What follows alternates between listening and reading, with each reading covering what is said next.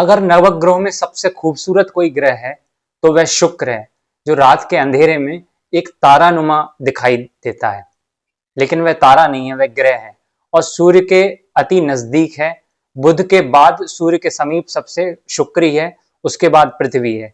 लेकिन शुक्र में अग्नि बुध से भी ज्यादा है, वहां का टेम्परेचर बुध से भी ज्यादा है। इसलिए शुक्र खूबसूरती के, ब्यूटी के भी कारक है और इसके साथ ही एक पैशन के, जुनून के भी कारक है। शुक्राचार्य दैत्य गुरु के रूप में जाने गए पौराणिक ग्रंथों में, और इसलिए उनको एक जुनून था कि अपने शिष्यों के लिए फाइट करने का, और इसी के कारण उन्होंने अपनी एक आंख भी खोई थी अपने शिष्य को 52 अवतार भगवान विष्णु से बचाने के लिए। ये एक जुनून के चलते ही हुआ। एक इंसान दो ही कारणों से इस दुनिया में काम करता है, पहला अपने भोजन की व्यवस्था के लिए और दूसरा अपने परिवार यानी अपने वंश के लिए, और इन दोनों ही कारणों पर शुक्र का अधिकार है। इसलिए अगर हम ये कहें कि इस दुनिया को चलाने में सबसे बड़ी भूमिका अगर शुक्र की है, ये दुनिया शुक्र के कारण ही चल रही है, तो ये कहना अति नहीं होगा।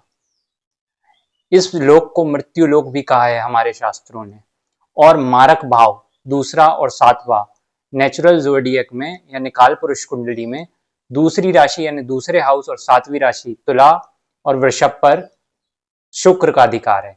इसलिए इस मृत्यु लोक पर भी शुक्र का अधिकार है। वेदों में एक सूक्त है जिसको कहते हैं नासदीय सूक्त। वो कहता है एक समय था जब यहाँ कुछ भी नहीं था, ना अच्छा न बुरा, न दिन न रात, न स्पेस, न कुछ भी, न आवाज, कुछ भी नहीं था। तब सिर्फ ब्रह्म था, परमात्मा एग्जिस्ट करते थे, और परमात्मा को इच्छा हुई कि मैं एक से अनेक हो जाऊं। तो ये विस्तार की इच्छा इंसान में भी आई है, क्योंकि जीव जो है ईश्वर का अंश है।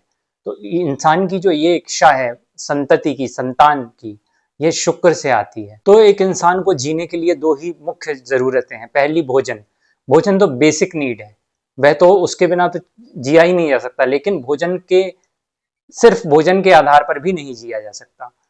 एक इंसान को प्रेम चाहिए दुनिया में, तो इन दोनों चीजों को शुक्र रूल करते हैं। भगवान कृष्ण गीता में कहते हैं कवियों में मैं शुक्र हूं। तो जहां सुंदर होती है वहीं पर कविता होती है, वहीं पर कोई आर्ट होता है। इसलिए तमाम तरह के आर्ट वह शुक्र के डोमेन में है।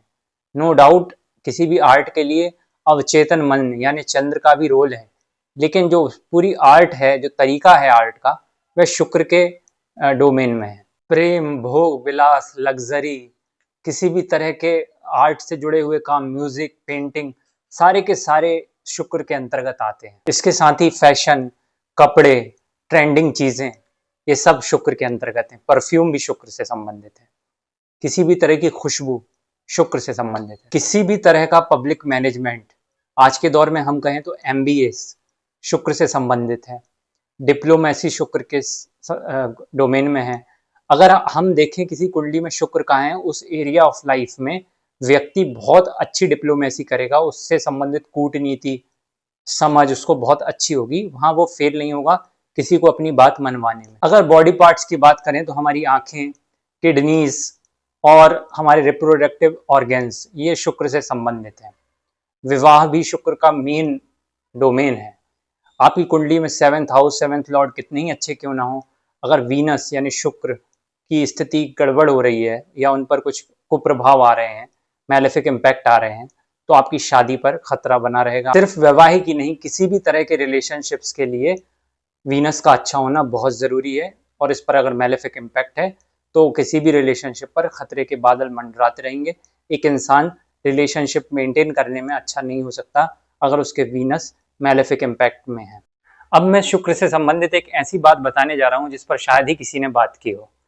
शुक्र नेचुरल मारक है, और ये कुंडली में जहां भी होंगे, उस हाउस, उस राशि, उस एरिया ऑफ लाइफ से संबंधित चीजों के वजह से आपकी स्पिरिचुअल लाइफ में डाउनफॉल आ सकता है, क्योंकि शुक्र अगर प्रेम है, शुक्र ही अटैचमेंट भी पैदा करते हैं।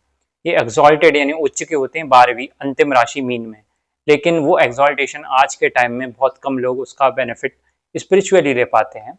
कुछ चार्टों में रहता है ऐसा, लेकिन जहां भी आपके शुक्र होंगे, उस हाउस, उस राशि से संबंधित एरिया में आप स्टक करेंगे स्पिरिचुअली, आपकी ग्रोथ वहां रुक सकती है। ये एक यूनिक पॉइंट है शुक्र से संबंधित। शुक्र आपके वाहन यानी व्हीकल्स के भी सिग्निफिकेटर है। इसीलिए जितने भी जॉब्स होंगी जहाँ ट्रैवल लगातार एक पार्ट होगा वो शुक्र के डोमेन में होंगे। ऑटोमोबाइल जो इंडस्ट्रीज है वो भी शुक्र के डोमेन में है। कपड़े और कपड़ों से संबंधित जितने भी व्यवसाय होंगे वो शुक्र से संबंधित है। परफ्यूम से रिलेटेड जगह, एंटरटेनमेंट इंडस्ट्रीज के जो प्लेसेस हैं, सिनेमा हॉल हैं या जहाँ पर हम क्लबिंग करते हैं वो जगह भी, पब्स बार्स थोड़े हाई लेवल के, ये सब शुक्र से संबंधित हैं। जैसा मैंने पहले कहा, खाने से संबंधित शुक्र हैं, इसीलिए जितने भी खेती की जगह हैं ये भी शुक्र से संबंधित है। खेती अपने आप में शुक्र से संबंधित है। शुक्र पर आज के लिए इतना ही। दोबारा फिर हम कभी और बात करेंगे। शुक्र पर बहुत सारी चर्चाएं और भी हो सकती हैं। आज के लिए इतना ही। नमस्कार।